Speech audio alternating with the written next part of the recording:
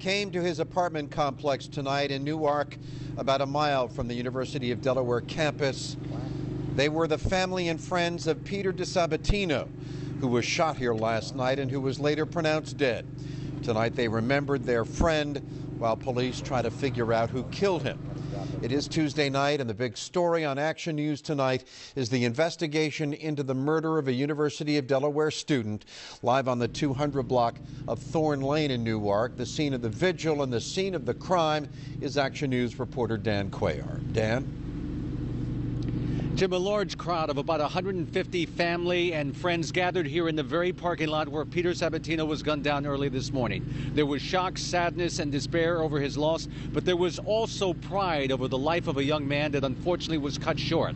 Police and family still do not know why, but police do not believe this was random. Very proud of him. He was a hell of a young man. Through his grief, at a candlelight memorial vigil outside his apartment where the murder happened, Thomas DiSabatino spoke fondly of his one and only son, Peter, who had just turned 20 on October 22nd. And I think the tragedy of this whole thing is just the potential of what he could have become is now gone and won't ever be repeated. Residents of the Studio Green West apartment complex said it was around 9:15 last night that they heard a loud argument. It was near DiSabatino's car parked outside his first-floor apartment in the 200 block of Thorn Lane. Moments later, they heard a series of gunshots coming from behind another building across the parking lot. College students ran outside and saw their friend on the ground in a pool of blood with a gunshot wound to his side. I heard the shots, and I seen him laying there.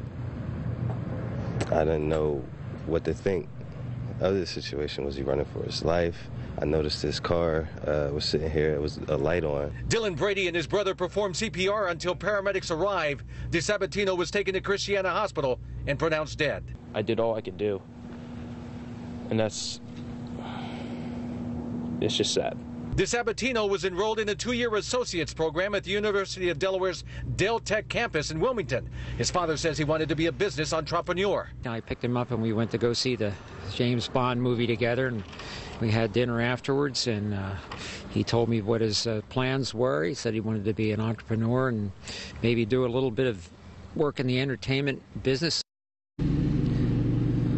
Now, police tell us they're looking for 2 men described only as black males wearing sweatshirts. DiSabatino's father is asking anyone who may have more information on the killers to please contact police. We're live here in Newark, Delaware.